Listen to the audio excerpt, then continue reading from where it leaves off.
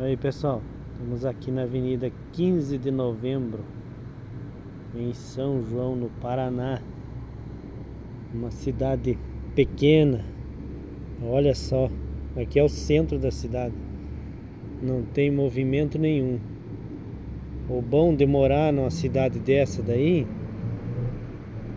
é que 8 horas da noite tá tudo fechado, ó.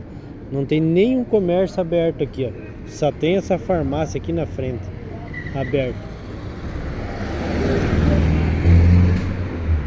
E você não vê mais nenhum outro comércio aberto. Ó, posto de gasolina fechado, né? Estamos aqui do lado do posto, do Banco Sicredi, no banco aqui, ó, da avenida. Não tem quase ninguém andando na rua, tranquilo. Olha só que legal que é, pessoal, morar em cidade pequena. Hoje eu estou passando por aqui, primeira vez que eu fico à noite aqui. Achei muito legal aqui em São João, Paraná, sudoeste do Paraná. Aí tem uns veículos que andam para lá e para cá, mas pessoas assim andando assim na rua assim é muito difícil. Ali para cima, ali é a prefeitura.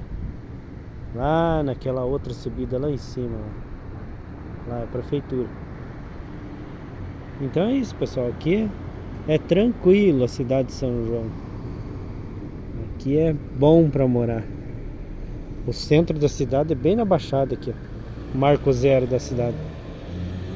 Lá naquela rotatória lá, não sei se vai dar para enxergar lá. Lá em cima, lá. Lá em cima não, lá embaixo.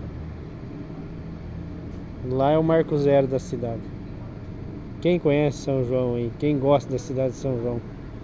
São João é uma cidade maravilhosa.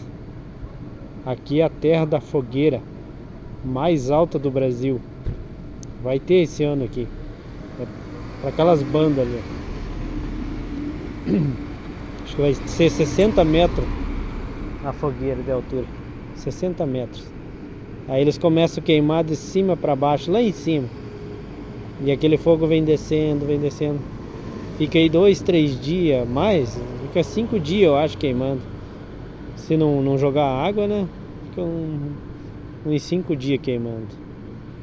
Quero ver se esse ano eu venho aqui em São João.